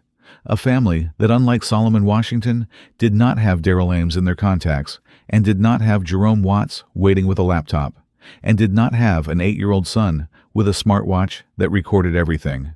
That family's complaint had been dismissed in 48 hours. Their story had never reached the internet. They had simply gone home and carried it with them in the specific, exhausting way that people carry things when no one with the power to change it will look at what they are holding. Solomon read the document twice. He put his phone in his pocket. He breathed once slowly through his nose. Naomi, who had been watching his face, said quietly, "What?" "It's a system," he said. "It has a name. It has documentation. It has at least one prior incident they buried." He paused. "There's a family in Miami who filed a complaint 18 months ago and got dismissed in 48 hours. I want to find them." Naomi went absolutely still. "Solomon, they deserve to be part of this," he said. "Whatever comes next, the legal proceedings, the public record, whatever changes happen at this airline, their story belongs in it. They were the first. They were the proof of concept." He paused, and nobody protected them. Naomi looked at him for a long moment. Then she said, "I'll call our foundation. We'll find them." He nodded. She stepped away, phone already raised. Angela Park called back at 4:51 p.m. Her voice had a new quality in it. Not the crisis management precision from earlier, but something more deliberate, more careful. The voice she used when she was about to say something that required the person on the other end to be fully present. "Solomon," she said, "CNN wants a statement. So does the Times, and there's a congressman. Congressman David Merritt. He's on the Transportation Committee, who has reached out through his chief of staff, wanting a conversation about what specifically Solomon said. He wants to discuss the possibility of congressional oversight hearings on racial bias in commercial aviation." Angela said he says today's incident has given him what he's been looking for to push this to committee. Solomon closed his eyes for exactly 1 second, then opened them. "What's his record?" Clean on civil rights issues, consistent. He's not grandstanding. His office reached out before the story went fully viral, which means they were already paying attention before this became politically useful. Set up the call, Solomon said. Tomorrow morning. At 4:58 p.m., Jerome appeared from the conference room with a name. The sky blue gate manager at JFK, the one whose voice was on Marcus's pre-boarding recording, was a woman named Sandra Okafor, 44 years old, 12 years with Sky Blue. And Jerome pulled up her personnel file on his screen and turned it so Solomon could see. She had filed an internal ethics complaint 14 months ago about the passenger flagging system. The complaint had been dismissed. The person who dismissed it was Dale Ferris. Sandra Okafor had not quit. She had stayed, and she had watched, and she had waited. And this morning, at JFK, she had stood behind the Washington family in the boarding line and said out loud to a colleague, not knowing about the watch, not knowing about anything, except that she was doing what she had been trained to do and what she had been quietly, incrementally pressured into doing for over a year. The one. Handle it the way Miami was handled. Solomon stood with Jerome's laptop in front of him and looked at Sandra Okafor's photograph in the employee file. Middle-aged woman, professional expression, a face that carried the particular weariness of someone who has been compromised for long enough that they have forgotten what the uncompromised version felt like. She filed an ethics complaint, Solomon said. Dismissed, Jerome confirmed. By Ferris 14 months ago. She's not the villain, Solomon said. Jerome looked at him. She told them to target you. She told them to target me because someone spent 14 months making that feel like the only option she had. Solomon said she filed a complaint and got crushed for it and then got absorbed back into the system. He paused. I want to talk to her. Jerome blinked. You want to? I want to talk to Sandra Okafor, Solomon said before anyone else does. Before legal gets to her. Before Sky Blue's crisis team coaches her on what to say. He looked at Jerome. Can you find her? Jerome was already typing. She's on shift until 6. Still at JFK. Solomon looked at his watch. It was 5:03 p.m. JFK was 2 hours away by air, but he had a company plane at Denver Executive Airport that could be in the air in 20 minutes. Get the plane ready, he said. Naomi had returned. She had heard the last part of the conversation and was looking at him with the expression she wore when she understood something he was doing before he had finished explaining it. You're going to offer her protection, Naomi said. I'm going to offer her a choice, Solomon said. She can be a witness or she can be a defendant. Right now, tonight, she has the option. By tomorrow morning, when Skyle's legal team gets to her, that window closes. Naomi nodded once. Then take Marcus. Solomon looked at her. He's been through enough today. Take him, Naomi said. Let him see this part. Not just the slap and the anger and the lawyers and the falling stock price. Let him see this part. The part where you look at a person who did something wrong and you offer them a way back. Solomon held her eyes for a moment. Then he looked at Marcus, who was sitting against the wall, still holding his backpack, watching his parents with those dark, unreadable eyes. Marcus, Solomon said, Do you want to come? Marcus stood up. He put both arms through his backpack straps. He looked at his father with a steadiness that had no performance in it. Just a child who had started this day as a passenger and was ending it as something else. Something not yet fully named. Yes, Marcus said. At 5:09 p.m., Solomon Washington walked out of Denver International Airport with his son beside him, his attorney on one phone, his PR director on another. 3 hours of audio evidence in a file on 4 separate servers. The name of a family in Miami who had been silenced 18 months ago, and the private cell number of a man at Alderton Holdings who was dismantling a $40 billion corporate structure from the inside. The car was waiting at the curb. The sky above Denver was that specific, late-afternoon color, pale gold fading at the edges, the kind of light that makes everything look slightly more permanent than it is. Marcus got in the car and pressed his face against the window, the same way he had pressed it against the oval glass of the plane that morning, watching the world go by with the quiet intensity of a child who was learning how much there is to see. Solomon got in beside him. He looked at his son's profile, the navy blue sweater, The scuffed sneakers, the cheek that was fading, now the mark almost gone, but not quite, not yet. "Are you okay?" Solomon said. Marcus considered the question with his usual seriousness. "I think so," he said, but I also think he paused, searching for the word with the precision he'd inherited from both parents. "I think I'm different now than I was this morning." "Yes," Solomon said, "you are. Is that okay?" Solomon looked at his son, at the boy who had held himself together on a plane when a stranger hit him, who had thought to check his smartwatch, who had remembered a conversation in a boarding line, who had asked without flinching, "What do we do about the illness?" "That's more than okay," Solomon said. "That's everything." The car pulled away from the curb at 5:11 p.m. What was waiting for them in New York?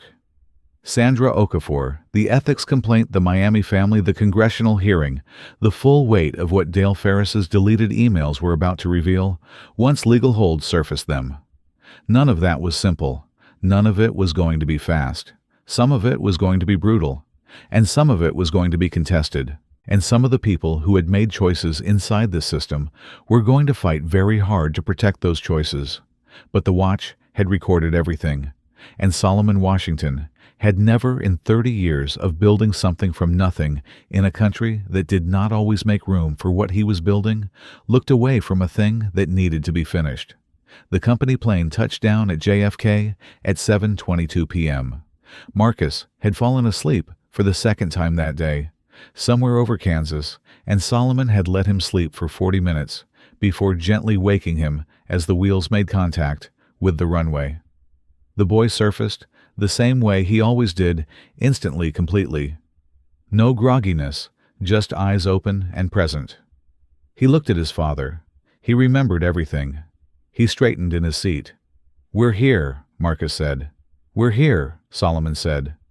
Jerome had arranged the meeting through channels that bypassed Sky Blue's management entirely. A direct message to Sandra Okafor's personal cell phone from Solomon's personal number, with 2 sentences that were precise enough to communicate urgency and careful enough not to constitute pressure. She had responded in 4 minutes. She had said yes. She was waiting in a staff break room on the 2nd level of Terminal 4, and she had told no one at Skyloo that she was staying late. That last detail told Solomon everything he needed to know about where she stood. The room was small and institutional and smelled like old coffee.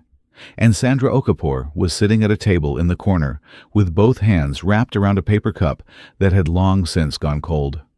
She was a compact woman with close cropped hair and the particular posture of someone who has been carrying something heavy for so long that their body has reorganized itself around the weight. She looked up when Solomon came in, and then her eyes moved to Marcus, and something in her face shifted in a way she couldn't control. She saw the cheek. The mark was almost gone. Almost not quite.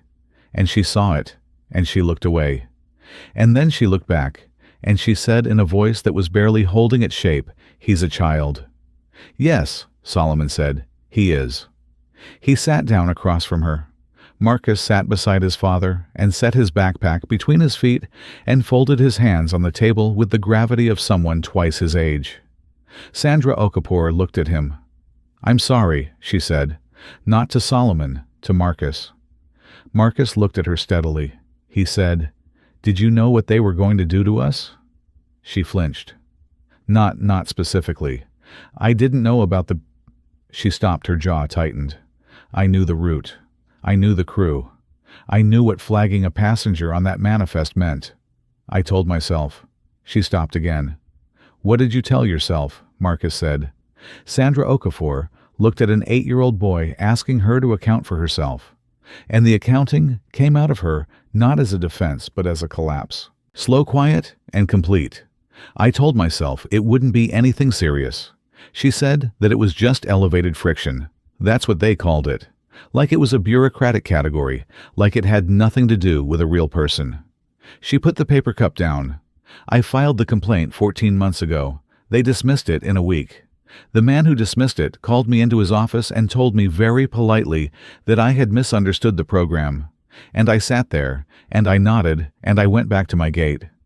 She looked at her hands, "And I kept doing my job." Solomon let the silence hold for a moment. Then he said, "Sandra, I need to ask you one question, and I need you to answer it honestly." She looked up. "Are you willing to say what you just said to me on record, formally, as a witness, including the complaint you filed, the dismissal, and the conversation with Dale Ferris?" The name landed on her like something physical. Her shoulders tightened. Her eyes moved to the door involuntarily. "Ferris is going to be in that boardroom for a long time," Solomon said quietly. "And the longer he's in that boardroom, the more people around him are going to be looking for someone to put the weight on. You filed a complaint 14 months ago. He dismissed it. That's documented. That makes you a witness, not a participant. Unless you wait long enough, that the distinction stops mattering." Sandra Okafor stared at the table. The fluorescent light above them buzzed once a thin electric sound, and then went quiet. Marcus said in the softest voice he'd used all day, "You said you were sorry to me." He paused. "If you meant it, this is what sorry looks like." Sandra looked at the boy for 15 seconds. She didn't move. Then she said, "I'll do it." It was 7:51 p.m. Solomon called his attorney from the car. He called Angela Park. He called Robert Calloway, who answered on the first ring and listened without interrupting, and said at the end, "That's the last piece. We have everything we need for the board meeting Thursday." Then Calloway paused. "Solomon Dale Ferris resigned at 6:47 this evening." Solomon said, "Who accepted the resignation? Thomas Holt, effective immediately." Another pause. "And Thomas called me 20 minutes ago. He wants to know if you'll accept a meeting." On what terms his words were, and I'm reading them directly. Calloway's voice shifted slightly, the formal precision of a man quoting carefully. "We need to talk about what this company has been doing and what it needs to become. I would rather have that conversation with Solomon Washington than have it forced on me by a congressional hearing." Solomon was quiet for a moment. Through the car window, the lights of New York City were doing what they always did, burning with the particular relentless brightness of a place that does not believe in the dark. Thursday. Solomon said after the board meeting. "I'll tell him," Calloway said. Marcus had been listening. "What's Thursday?" he said. "The beginning of the formal part," Solomon said. "What's the formal part?" "Hearings, investigations, policy changes. The part that takes longer than a day, but lasts longer than a headline." Solomon looked at his son. "The part where something actually gets fixed." Marcus thought about this. "Does it always get fixed?" "No," Solomon said. "Not always. Not automatically. Not without people refusing to let it get buried." He paused. "But this time, yes, this time it gets fixed." He said it the way he said the things he was certain about, without decoration, without performance, just the flat, unadorned weight of a man who has counted the pieces on the board and done the math. At 8:15 p.m., Naomi called. She had found the Miami family. Their names were James and Christine Owe. They had flown Sky Blue Airlines 18 months ago, first-class Miami to Seattle. Their son had been 7 years old. The complaint they filed had been dismissed in 48 hours. And the dismissal letter, which Naomi's paralegal had obtained in the last hour through a document request Solomon's attorneys had filed that afternoon, contained language that was word for word in 3 places identical to the language in the letter Scale HR Department had been preparing to send to Solomon Washington before Gerald Ames made his calls. Same template, same dismissal, same silence. "James Owe called me back 20 minutes ago." Naomi said her voice had the stripped quality it got when she was holding something enormous with both hands. "He said, Solomon." He said they had stopped flying. After it happened, they stopped. James is a surgeon. Christine is a professor. They travel for work constantly. And after what happened on that plane, they just started driving everywhere they could, and taking trains when they had to, and avoiding airports. A pause. He said their son, he's 8 now, same as Marcus. He said their son asks every time they go somewhere, "Are we flying?" And when they say no, he gets visibly relieved. The car was very quiet. Marcus said very softly, "A kid who's scared of planes." "Yes," Naomi said through the phone, "because of what they did." "Yes." Marcus was quiet for a moment. Then, in the voice he used when he had made a decision that was not up for discussion. "I want to meet him." Naomi heard him. She said, "I know, baby, you will." Solomon ended the call and held his phone in his hand for a moment, looking at nothing, feeling the full weight of what Christine and James Osai had been carrying for 18 months in the specific, private, invisible way that people carry things when the system that hurt them also controls the narrative of whether they were hurt at all. He made one more call that night. He called Congressman David Merritt directly, not through the Chief of Staff, not through Angela directly, and he talked for 22 minutes. By the end of the conversation, the possibility of a congressional hearing had become a commitment. The Transportation Committee would convene. The passenger flagging system, which had a name now, a clinical bureaucratic name that appeared in Sky Blue's internal documents as the Customer Experience Optimization Protocol, would be examined formally in public on record. Solomon gave Merritt the OA family's name. He gave him Sandra Okafor's name. He gave him Patricia Holt's name and her time-stamped notes. And then he said, "Congressman, I want to be clear about something. This is not about one airline. If this system exists at Skyloo, it exists elsewhere. The question this hearing should answer is not what Skyloo did. The question is what the industry permits. That is the investigation worth having." Merritt was quiet for a moment. "Then you're right. And you'll testify." "Yes," Solomon said. "So will my son." Marcus, sitting beside him, heard this last sentence. He turned to look at his father. Solomon met his eyes. "You're okay with that," Solomon said. "You didn't ask me before you said it," Marcus said, with a precision that was entirely his mother's.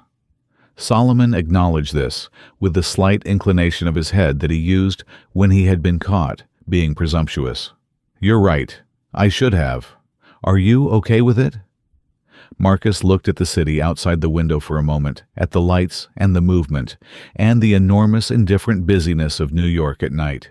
Then he said, "I want to tell them what it felt like, not just what she did, what it felt like to be on that plane and have someone treat you like you were the problem."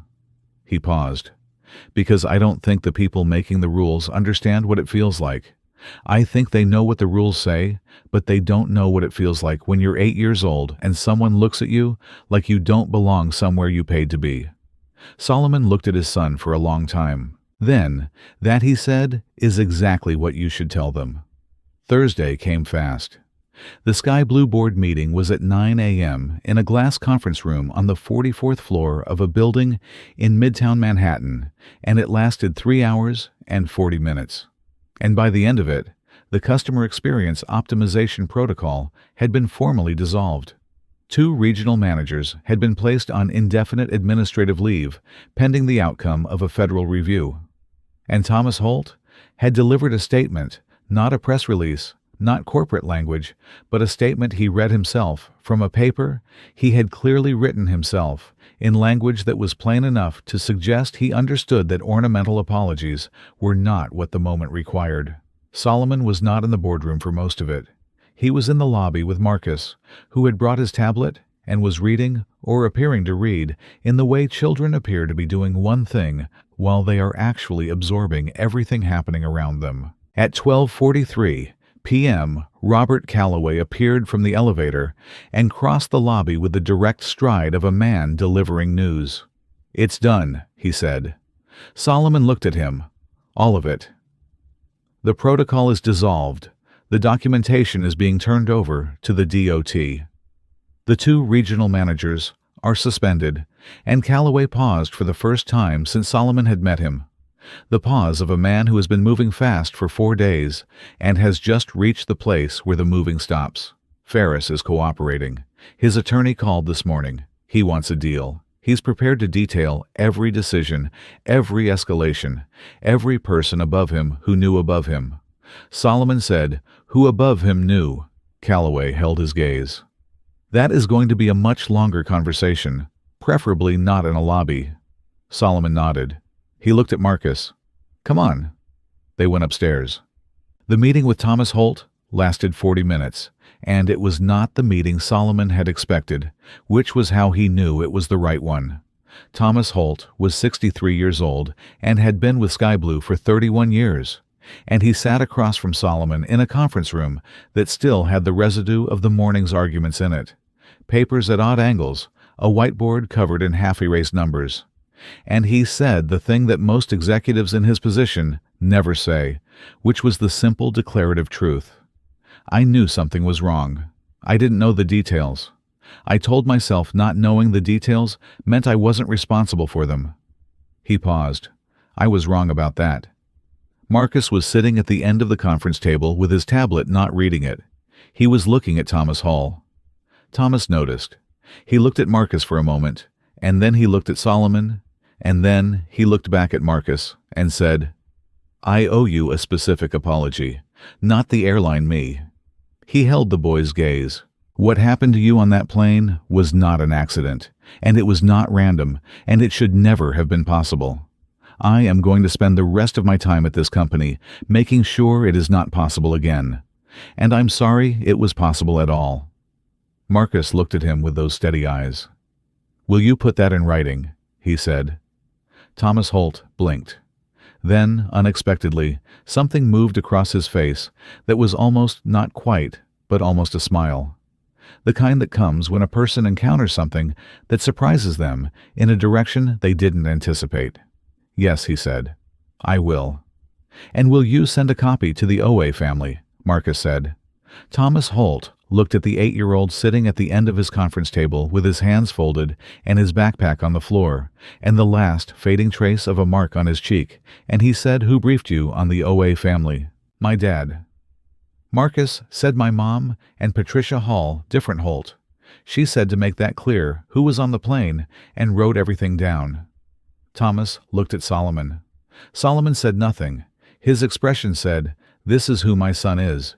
You are welcome to deal with him directly. Yes, Thomas Holt said. I'll send a copy to the OA family. The congressional hearing was 3 weeks later. The room was large and formal and full of cameras, and Marcus Washington sat at a long table in a dark jacket and a tie that his grandmother had picked out for him. And he read from a statement that he had written himself with input from his parents. But the words were his, and everyone in that room who heard them understood that the words were his. He said what it felt like to have someone look at him like he didn't belong somewhere he paid to be. He said what it felt like to hold his own face and try not to let his pain show because he didn't want to give anyone the satisfaction.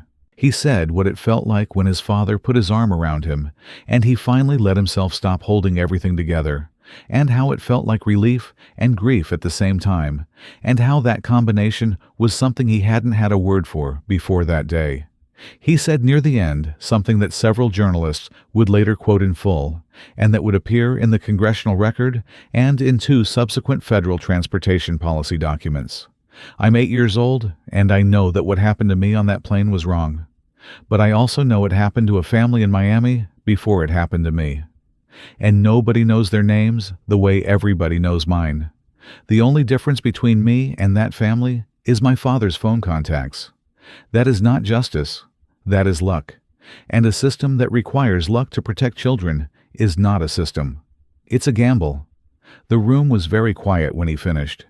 His father, seated beside him, did not applaud. He put his hand on Marcus's shoulder and kept it there. Naomi, seated in the gallery, pressed her lips together and kept her eyes forward and did not look away. In the weeks that followed, the formal consequences moved through their processes with the slow, grinding thoroughness of institutional accountability, which is to say, not fast and not clean and not complete in the way that satisfying endings are supposed to be complete. Dale Ferris's cooperation produced a federal investigation that ultimately named 6 individuals across 3 levels of Sky Blue's management.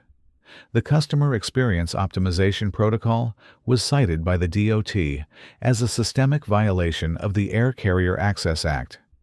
2 of the 6 individuals named in the investigation reached plea agreements. The others hired very expensive lawyers and prepared for the long road through federal court. Sandra Okafor testified.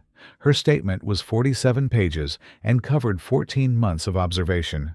She was placed on paid administrative leave pending the investigation's conclusion. And when it concluded, she was offered reinstatement with back pay and a formal acknowledgement from Sky Blue's new management that her original ethics complaint had been valid and should never have been dismissed. She accepted the reinstatement. She went back to her gate.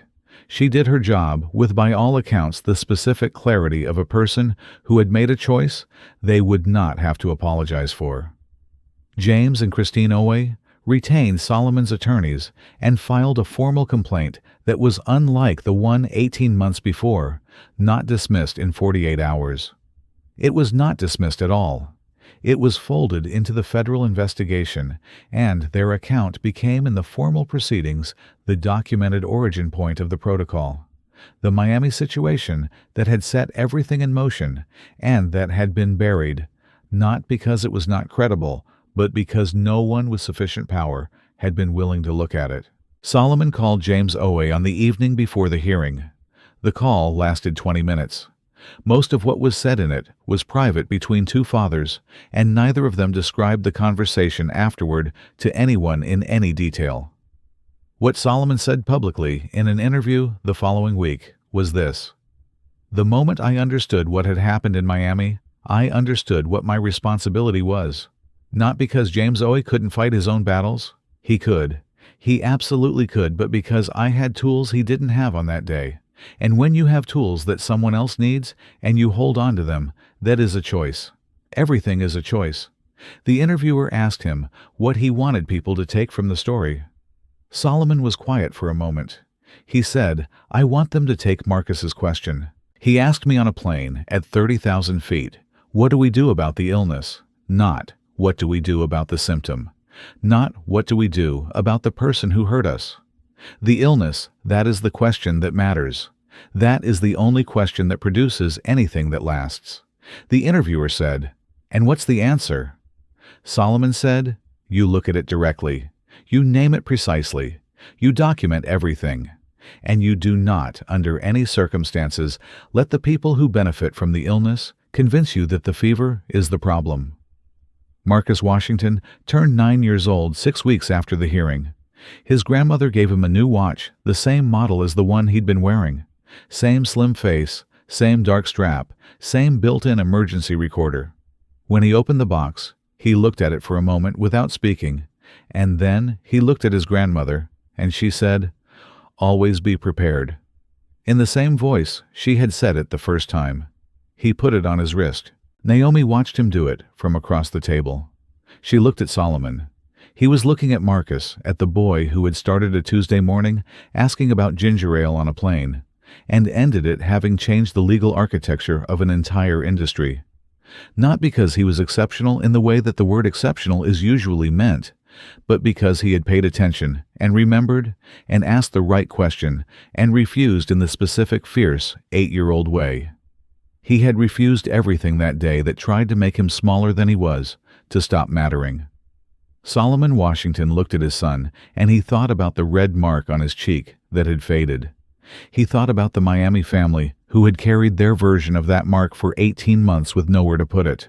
He thought about Sandra Okafor at her gate, making a choice in the wrong direction, because no one had made the right direction feel possible. He thought about Patricia Hall in Seat 2C with her notes app and her reading glasses and her 62 years of knowing what things looked like when they were wrong.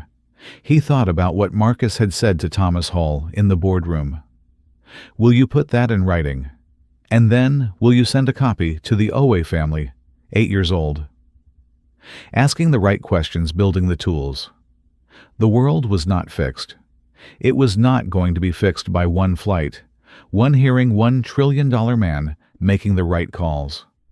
Solomon knew this the way he knew most important things, without illusion, without bitterness, with the plain arithmetic of a man who has spent his whole life working in the gap between what is and what should be.